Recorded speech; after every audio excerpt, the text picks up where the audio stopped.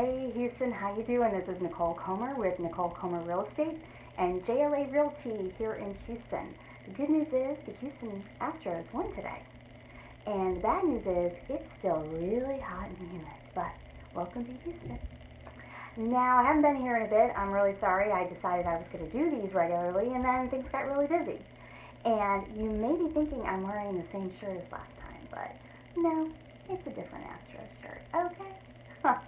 Anywho, so last time we were talking about bad odors and bad smells in the house. I know it's a very uncomfortable subject, but we got to talk about it, right?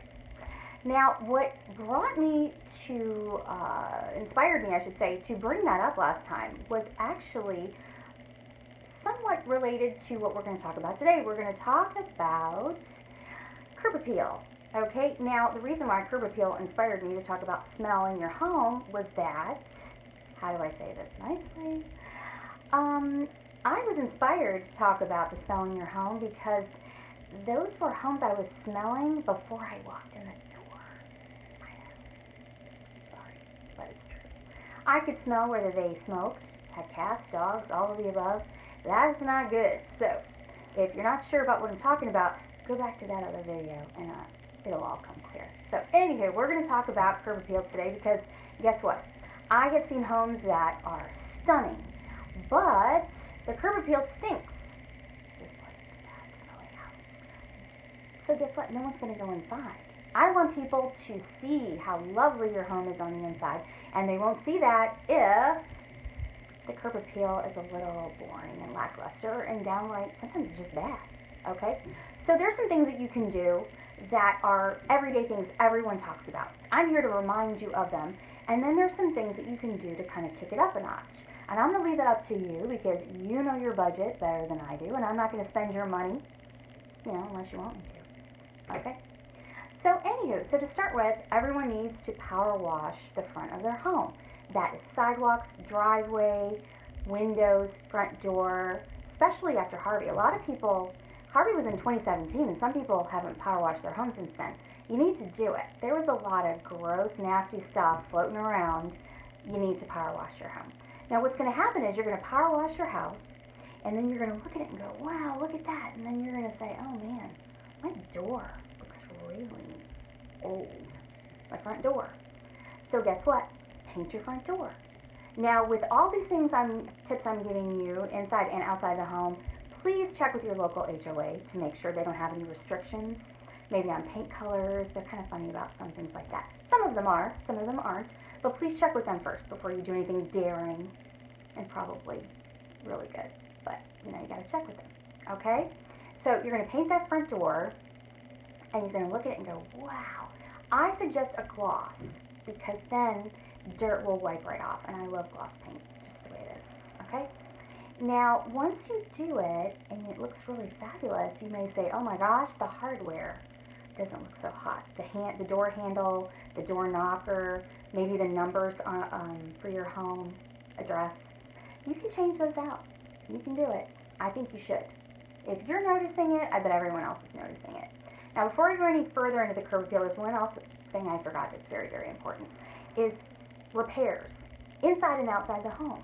There are things that you know in your house are broken, wobbly, hanging, need to be repaired, screwed back in a little tighter, things like that. Do it.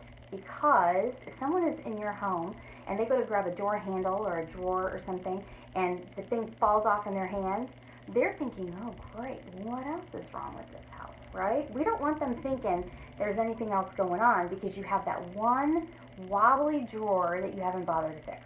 Take care of those repairs, and that includes the outside. Now, we all know about decluttering the inside of their home. You need to declutter the outside too. All your personal cha-cha, the lawn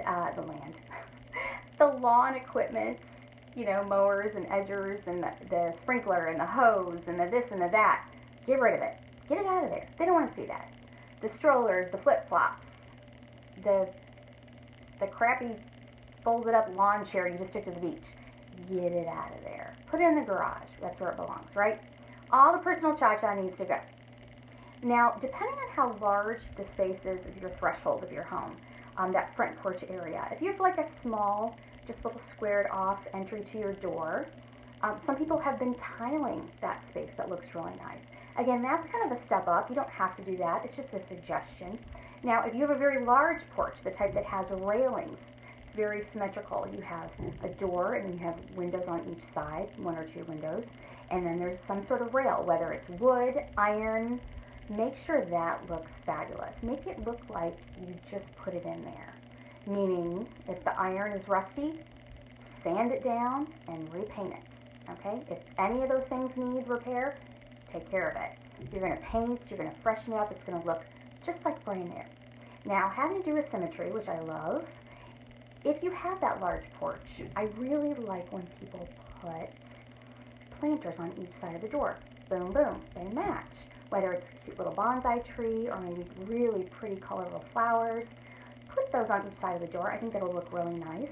And then also on your new freshly painted door with the new hardware, you could put a really nice wreath if you wanted. I have a friend who makes fabulous wreaths for every occasion, and she just loves to jazz it up. If you would like to do that, that's something extra. These are little extra things.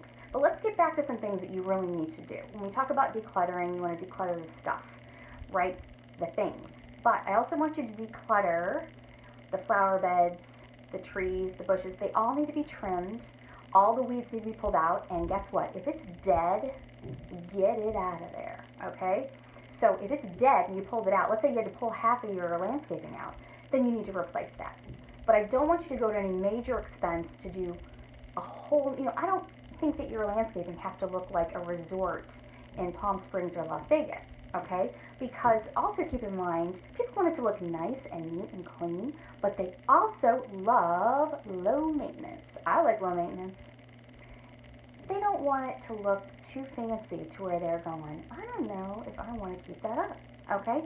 So keep that in mind, but definitely freshen it up. The easiest way is to get all the dead things out of there, trim everything down, put in some fresh mulch, and take a good look. And step back and go, how are we doing? Because just like when you fix things up in your home, when you are updating your curb appeal and your lawn and things like that, you notice as things get fixed and freshened up, then the things that look really cruddy, you start to notice it, right? Maybe you didn't think it looked that bad. You can update your mailbox. Maybe it just needs to be repaired, fresh paint. Maybe that's where the address numbers are located. Change those out, okay? There's lots of little things that you can do that are going to add up to a lot. Now, if you want to take it to a whole new level, maybe you need to paint the whole house. Again, check with your HOA about paint colors, and then go to town. Maybe it needs some new siding, new gutters, and new downspouts. Take care of it, okay? And maybe you have these windows, but maybe they're very plain. Add some nice wood shutters on each side. And make sure that they are either painted or the wood is a contrasting color of the color of the home so that they really pop. And then you can do something with that and match some other things here and there, okay? So another thing I've seen, which is really pretty, again, this is in more of a traditional style home, is I've seen them add some really pretty window boxes and put some nice, fresh, really pretty, colorful flowers in there.